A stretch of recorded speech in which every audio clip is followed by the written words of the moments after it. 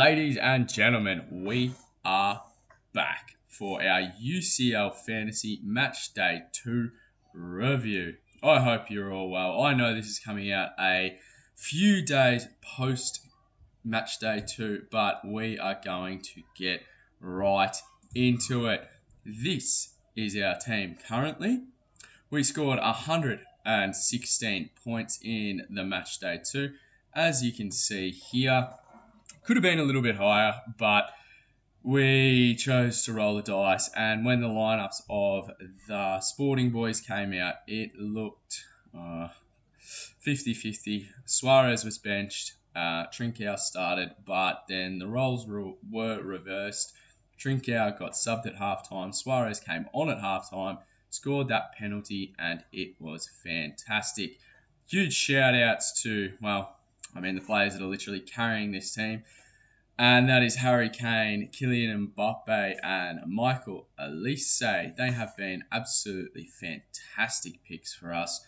There was a little bit of conjecture, some rumours that Mbappe may not start. Did wake up for the lineups for that once I saw that he was named and starting in his central striker position. We were always going to just leave the captaincy on him. If he didn't start, it was going to be on Kane. In saying that, Kane got subbed around the, I think it was the 70th minute mark, and he could have easily scored another hat-trick. Again, with lineups, it was a little bit tedious for the Arsenal lineup because there was a lot of talk going around that Arteta was going to rotate.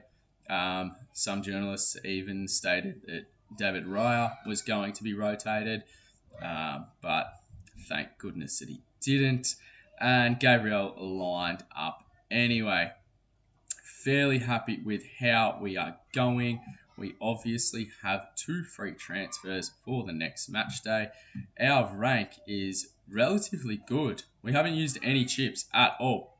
So if we go down here, we are currently top 2K in the world.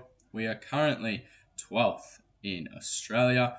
We were equal third after the first day of games, but we have moved back down to 12th, which, can't be too upset at that. And we went from 6.5K into 1.9K in the world overall.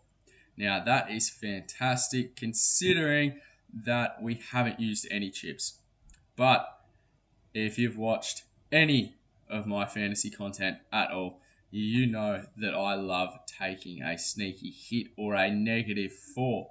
Now, what I am thinking of doing, and this is just early thoughts, if Rafinha and Lamine Yamal are not named for Barcelona, then we probably won't be getting a Barcelona midfielder or attacker, to be fair.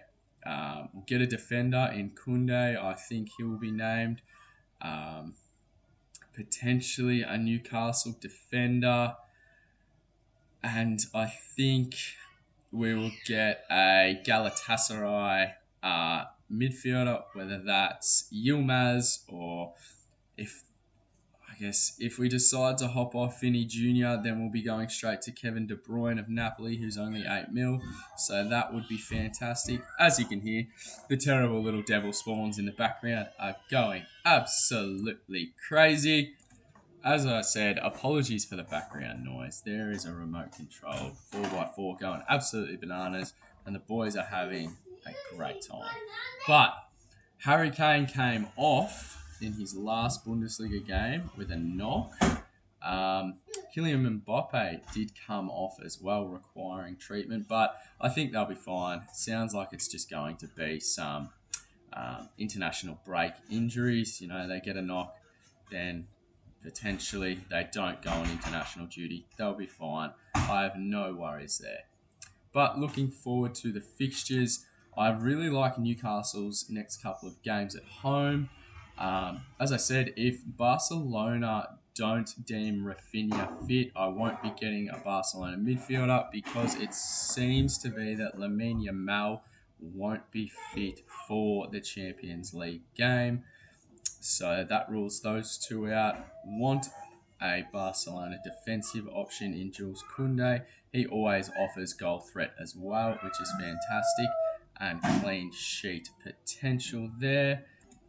I'm not entirely sure on which Galatasaray midfielder I want, although it'll probably be Yilmaz, nice and juicy price at 5.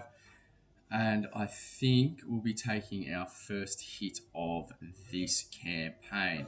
So at this stage, it's probably going to be a combination of Huijsen out, Pedro Porro out, and one of Trincao or Vinny Jr. out. If we deem that Vinny Jr. is going to stay, then Huijsen goes to Dan Burn, Pedro Porro goes to Koundé, and Francisco Trincao will go to one of the Galatasaray mids. That sets us up pretty good. Very happy with that. In saying that, though, I'm really torn on whether I keep Vinny Jr. They have Juve at home. We'll definitely be wildcarding in match day 5 or 6. Not entirely sure which one yet, but really looking to, I guess, solidify some picks and slowly start to upgrade the players that aren't 100% certain on minutes. You can put Nabry into that conversation. Fairly confident in keeping Suarez because he's on penalties, and I think he will start. Trincao, I was very surprised that he got subbed, but at this stage, I think rotation will start to come after the next match day. So want to really lock down those concrete starting picks. Overall, very happy with the squad. I don't think Jackson will start over Nabry in the next match for Bayern. So that's leading me to keeping him. And we kind of do need a captaincy option for the 22nd. So the first match day of match day 3. Because we don't have Haaland. I mean, potentially captain Gabriel. I don't think that would be a decent shout. So if we do go down the avenue of bringing in a Barcelona defender, it would be Koundé, and I would captain him. 5.5 million, think that's a worthy shout. Porro always has that goal threat, but I don't think Spurs are going to keep too many cleans despite the good run. Or if I get indication that Dumfries is going to start, which I think he should. At the time of this recording, he was hooked early last night for a rest. Obviously, the international break will come into effect, so everybody should be. Obviously, if they go on international duty, they'll have time to come back and be well rested for match day 3. But at this stage, that's how the squad's looking. That's how we're lining up. I guess off the top of my head, we would be going something like this. Oof. Junior out. Sorry, change that back to date. We've got get these boys. But that's the 23rd. Yeah, I think it'd be something like this.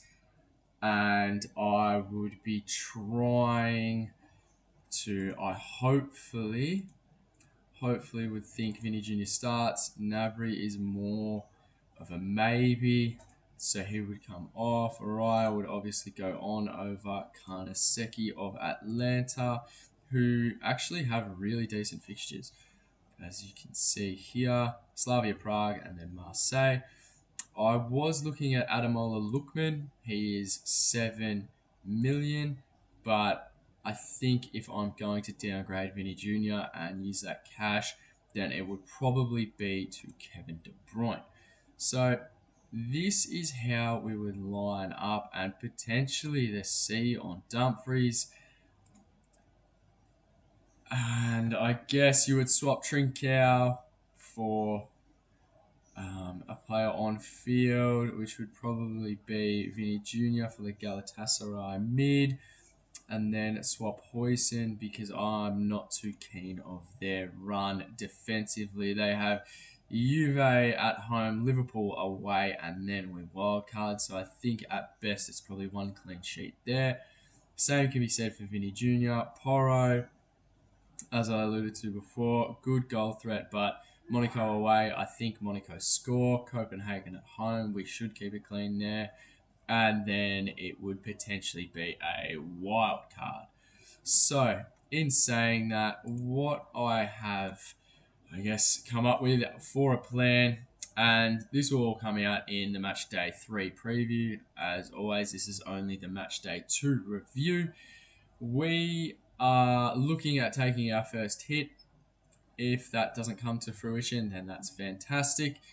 But as always, if you've enjoyed the content, then thank you so much. I did run the analytics thing on YouTube. I know UCL Fantasy isn't everyone's cup of tea, but over half the viewers that view the content on this channel aren't subscribed. So make sure you do. Just do it. Simple as that. And go and check out the main Swordplay channel with all the NBL game day squad content on there. To leave us, we are ranked 12th in Australia and top 2K overall. Once again, thank you so much for joining in. Thank you so much for dropping by. Leave a like, leave a comment, let me know how you did. And I'm sure something will happen over the international break where we've got to adjust, maneuver, and reorganize our plans for match day 3. So thank you for joining. And one last time, if you are in the 50% of viewers that aren't subbed, you know what to do. Just sub. Thank you once again and enjoy. If you've enjoyed this video, then please like and subscribe. And don't forget to check out the website at supercoachswordplay.com.